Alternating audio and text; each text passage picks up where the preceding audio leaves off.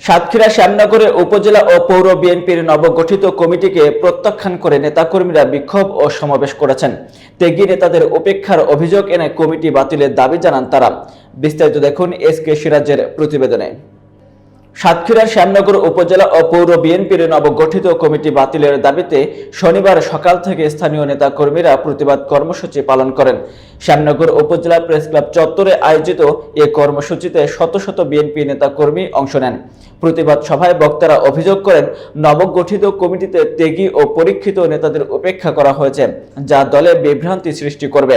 সমাবেশে বক্তব্য রাখেন শ্যামনগর উপজেলা বিএনপির সাবেক ছাত্রনেতা জহুরুল হক আপু, পদ্মপুকুর ইউনিয়নের চেয়ারম্যান ও বিএনপি নেতা মোহাম্মদ আমজাদুল ইসলাম, অ্যাডভোকেট আশেক ইলাহি মুন্না, আজিজুর রহমান আজিবর, গাজী শাহ আলম, আবু ইউসুফ, যুবদল নেতা হাফিজ আল কল্লোল, নাজমুল হক, পৌর বিএনপির আব্দুল হামিদ খান, আব্দুল সবুর এবং আব্দুর রশিদ প্রমুখ। নেতৃবৃন্দ 24 ঘন্টার মধ্যে নবগঠিত কমিটি বাতিলের দাবি জানান এবং তা না হলে আন্দোলন চলমান রাখার ঘোষণা দেন। সমাবেশের জুড়ে মুহুর্মুহ স্লোগানে কমিটি বাতিলের দাবি জানানো হয়।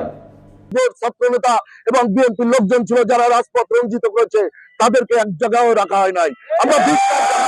আমরা ধিক্কার জানাই। উপজেলা এবং শ্যামনগর পৌরসভার কমিটি ফেসবুকের মাধ্যমে আমরা জানতে পারলাম, আপনারা লক্ষ্য করেছেন আমাদের সাবেক ছাত্র নেতাদের এবং বর্তমান কমিটিতে যারা ছিল, যেমন শ্যামনগর পৌর কমিটির সাধারণ সম্পাদক খান আব্দুল সবুর, সাংগঠনিক সম্পাদক আব্দুর রশিদ সহ আমাদের জহুরুল হক আপু, অ্যাডভোকেট নওয়াজ দোহা, শহীদ আজিবর সহ অসংখ্য নেতা কর্মীদেরকে অবমূল্যায়ন করে অশিক্ষিত অর্বাচিত যারা হামলা মামলায় কখনো শিকার হয় নাই, যারা আওয়ামী লীগের দোষর ছিল, তাদেরকে দিয়ে কমিটি করা হয়েছে। জানতে পারলাম শ্যামনগর উপজেলা কমিটি এবং শ্যামনগর পৌর কমিটি, এই কমিটিটা সম্পূর্ণ অগণতান্ত্রিক ভাবে তারা প্রেস করেছেন।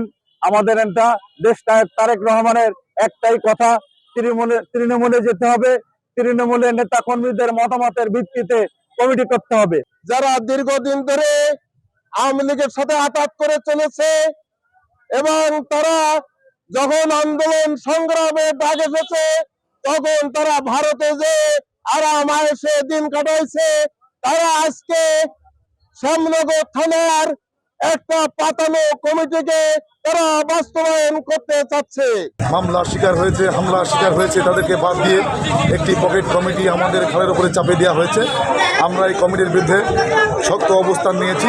নির্যাতিত নিপীড়িতদের কমিটিতে কেন আনা হয় নাই তার জন্যে আমাদের বিএনপি পরিবারের সকল সদস্যদেরকে নিয়ে আমরা এই কমিটিকে প্রতিরোধ করার চেষ্টা করছি।